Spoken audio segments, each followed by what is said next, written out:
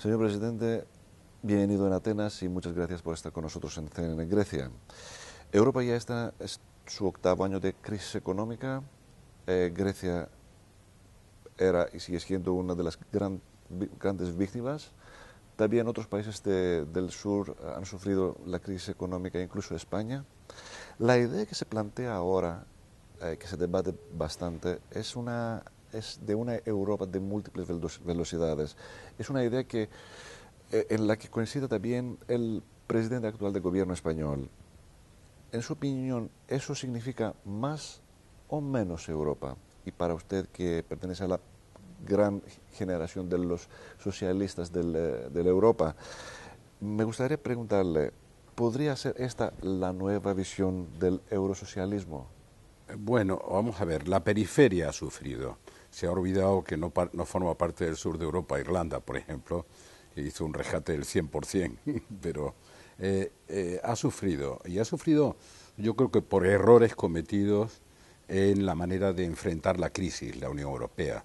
Había problemas estructurales y problemas coyunturales. Y yo creo que lo hemos hecho mal, no corrigiendo los problemas estructurales que vienen desde la aprobación de la Unión Monetaria, y lo hemos hecho mal también los problemas coyunturales. Digamos que si comparamos la política europea frente a la crisis con la política que hizo fundamentalmente el gobierno Obama, veremos que las políticas activas, anticíclicas, en el gobierno Obama han dado un resultado mucho más equilibrado, mucho más positivo, mucho más rápido para salir de la crisis que la política de austericidio europea. Bueno, pero estamos en la situación que estamos. No solo ha sido esa crisis de la que todavía no salimos, la financiera que contagió la economía productiva, ha sido también después una segunda crisis, la de los refugiados, una tercera crisis que induce la decisión británica del Brexit, y me atrevo a decir que una cuarta crisis, que es la irrupción de Trump en la presidencia de Estados Unidos, volviéndole la espalda unas veces y otro mirando de reojo a la Unión Europea y a la OTAN. Por tanto, Europa necesita reforma sin duda. Este debate sobre las velocidades de desarrollo de la Unión, si varias velocidades o no, no es nuevo, créame. Yo tengo 75 años, estuve más de 10 años en el Consejo Europeo, y Europa siempre ha tenido no distintas velocidades de desarrollo, distintos ámbitos de compromiso. No eran ni siquiera círculos, porque algunos pertenecían a determinadas cosas y no a otras. Por tanto, ha sido una geometría relativamente variable. Países que estaban en Schengen e incluso fuera de la Unión, países de la zona euro, pero pertenecían, sin embargo, al proceso de toma de decisiones del conjunto, etcétera. Por tanto, lo que digo es que hay una crisis estructural, no funciona la unión monetaria sin la unión económica, que es lo que aprobamos, eso hay que resolverlo, y en lugar de hablar si necesitamos más Europa o menos Europa, yo diría que necesitamos mejor Europa. Y para que tengamos mejor Europa hay elementos cualitativos que son necesarios. Por ejemplo, la zona euro necesita una gobernanza económica para la zona euro, completando la decisión de la Unión Monetaria. Pero una gobernanza significa que necesita controles democráticos de la gobernanza. Eso supone un primer círculo. Bueno, llamémosle como queramos. Hay países que están comprometidos con una moneda única y que necesitan una política económico-fiscal convergente con la unión monetaria. Si no, eso no va a terminar funcionando. No es bastante con el pequeño avance de la unión bancaria. Por tanto, estoy de acuerdo con lo que acaba de decir Macron en su visita a Grecia, con lo que el propio gobierno griego acepta. Bueno, y el gobierno español, pues, estará dentro de la corriente, es la personalidad del propio presidente, es que se pone de perfil y si ve que el aire va para acá, pues va para acá, y si no, pues se para, es su carácter. Pero espero que España, como lo hizo durante los años que yo presidí el gobierno, esté en el núcleo principal del proceso de decisiones en Europa. Pero por favor, a los europeístas, como yo, les pido que no entren en el galimatías de más Europa, menos Europa. En algunas cosas puramente reglamentarias hemos acumulado una burocracia relativamente innecesaria. Y en otras cosas que son imprescindibles, como una gobernanza económica del euro, no hemos dado los pasos que debíamos dar. Por eso digo, no es más ni menos Europa, sino una mejor Europa. Hace hasta unos años el ciudadano europeo veía la Unión Europea y la participación de su país en esa que le beneficiaba y bueno, realmente tenía mejores condiciones económicas, más dinero en su bolsillo, fronteras abiertas, estado de bienestar y sobre todo paz. Pero este sueño europeo parece desvanecerse, sin embargo. Bueno, vemos un aumento del fascismo, del nacionalismo, del populismo, tanto por las izquierdas como por las derechas también. Bueno, parece que el sueño europeo no está tan atractivo como en el pasado. Bueno, ¿usted está de acuerdo con esa visión? Y sí está de acuerdo. ¿Podría ser una refundación, un restablecimiento de la Europa, como ha dicho el presidente francés Emmanuel Macron hace una semana en Atenas? No solo es posible, es deseable, y si queremos enfrentar los desafíos de la globalización, es imprescindible.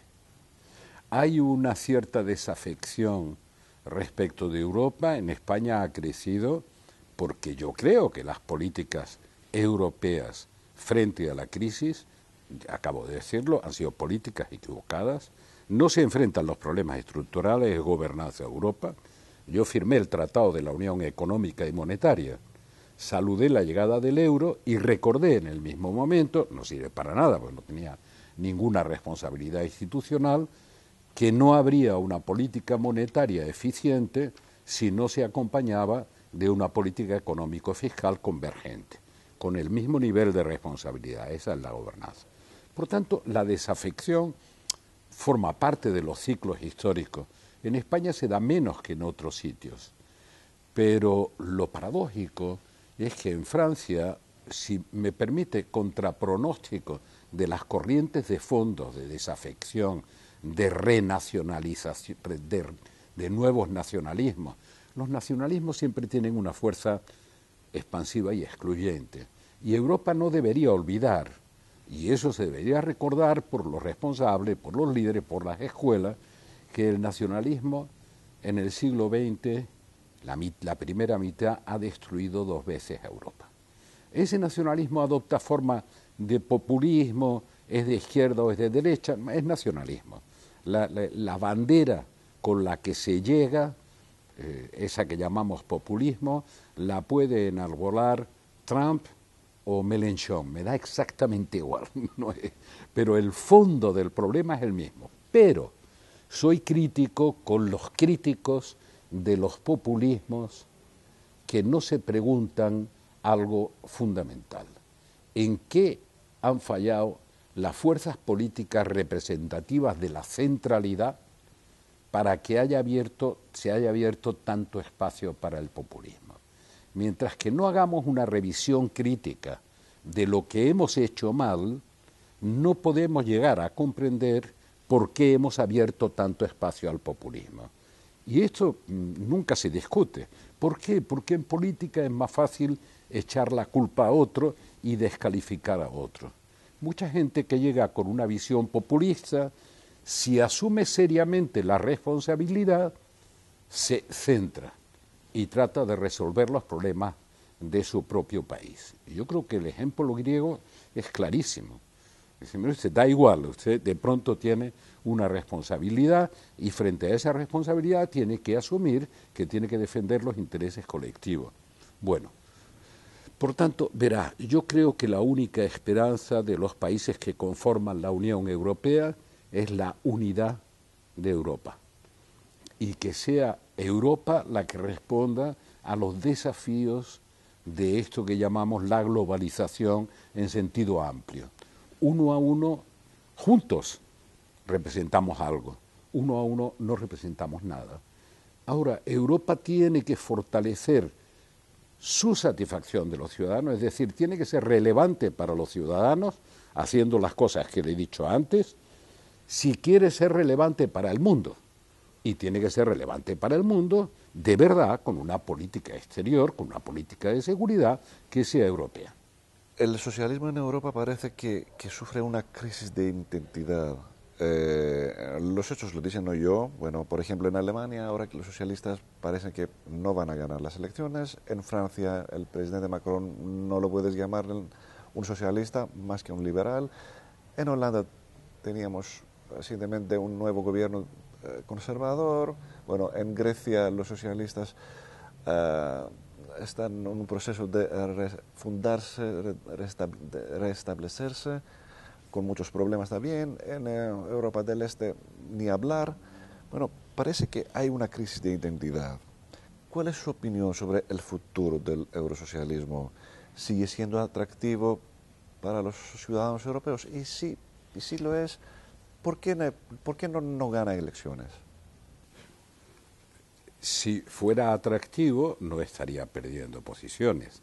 Hay un problema de identificación de la respuesta socialdemócrata, porque se ha desvaído, se ha diluido, y en ese problema de identificación de la respuesta socialdemócrata se ha producido una crisis de identidad y una crisis, por tanto, de adhesión, de respuesta, de movilización popular. Yo creo que es una responsabilidad de los socialdemócratas hacer ver a los ciudadanos que en una economía interdependiente, globalizada, etcétera, que cuando tiene éxito aumenta las desigualdades y cuando tiene que ajustarse las aumenta mucho más porque el ajuste perjudica a la gente con menos posibilidades, destruye clases medias, bajas y medias, etcétera.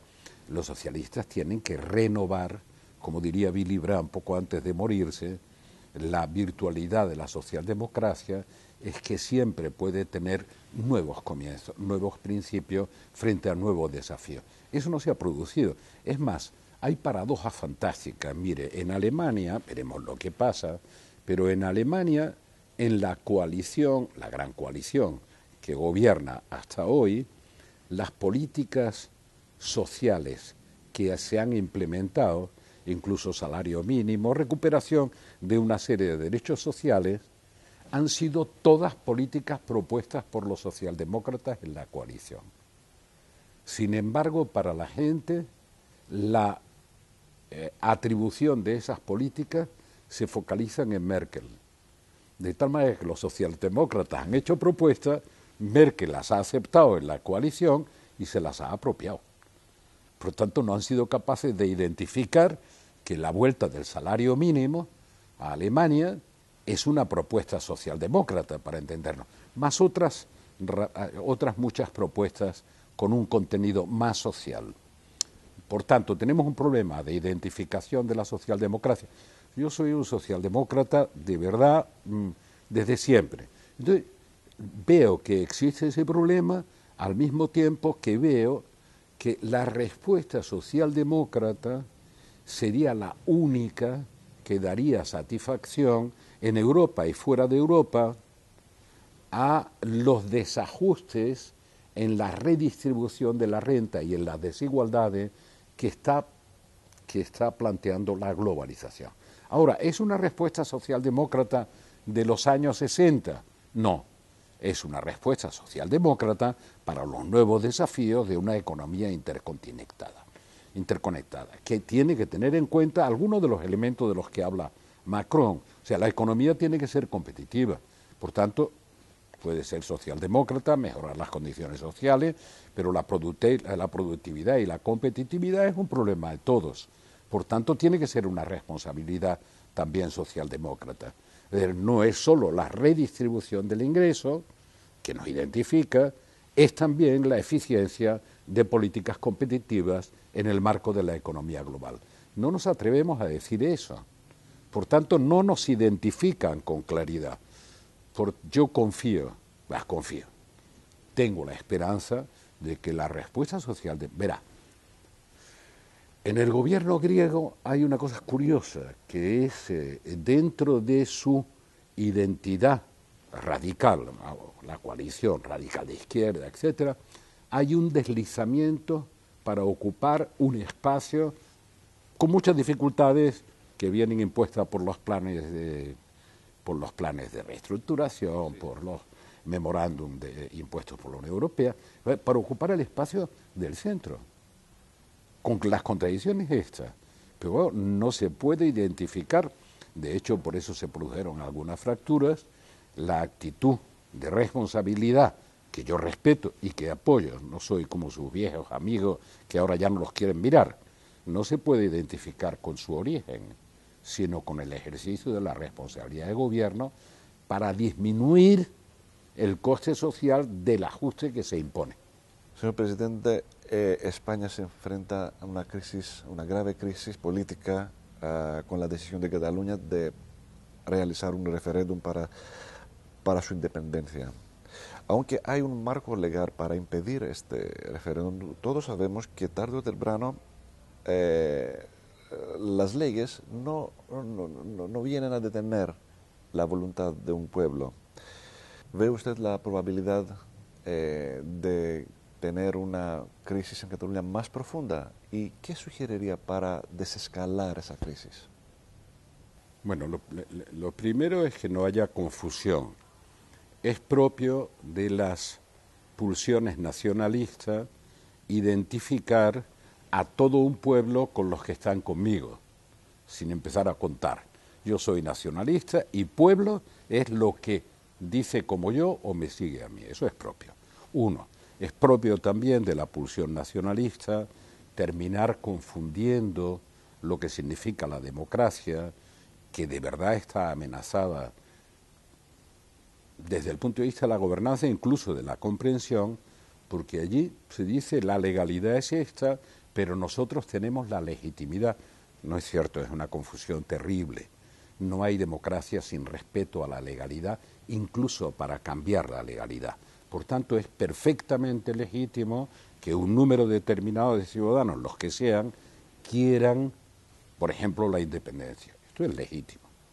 Lo que no es legítimo, ni legal, ni democrático, es imponer su criterio rompiendo las reglas de juego constitucionales y del propio estatuto que le da legitimidad para gobernar al gobierno de Cataluña. Por lo tanto, en un solo acto han derogado de facto y de jure el estatuto ilegalmente y han derogado la Constitución en un solo acto, sin ningún respeto a las reglas de juego democrático, desde luego sin ningún respeto a la oposición. ¿Pueden hacerlo de otra manera? Sí. ¿Es difícil? Claro. Pueden hacer una propuesta de reforma de la Constitución y seguir los cauces. Esa propuesta de reforma, para no engañar a nadie, de la Constitución, nos va a llevar a que la Constitución española reconozca que hay un supuesto derecho de autodeterminación que puede destruir la propia realidad de España. Ningún país del mundo lo ha hecho. Ninguno democrático, ninguno. Por tanto, ningún país introduce una reforma constitucional suicida. ¿Puede ocurrir? Claro, legalmente puede ocurrir. Mi voluntad sería que España no se autodestruyese, introduciendo un elemento como el que vemos. Ahora hay una reivindicación catalana, el gran éxito del relato nacionalista o independentista o secesionista es pensar que todos los catalanes quieren la independencia. Hasta ahora eso no solo no está demostrado, sino lo contrario. Pero incluso si hubiera una mayoría del 53%, sería imposible imponer esa voluntad de manera autoritaria, como lo han hecho, a la otra mitad de la sociedad catalana. No a España en su conjunto, a la otra mitad. Es decir, están rompiendo las reglas de juego democrático, están rompiendo las libertades individuales. Me da pena porque eso nunca ocurrió en la cultura catalana y espero que se restablezca un clima de diálogo capaz de llegar a soluciones que sean razonables. Señor presidente, era un placer estar con nosotros en CNN Grecia. Encantado.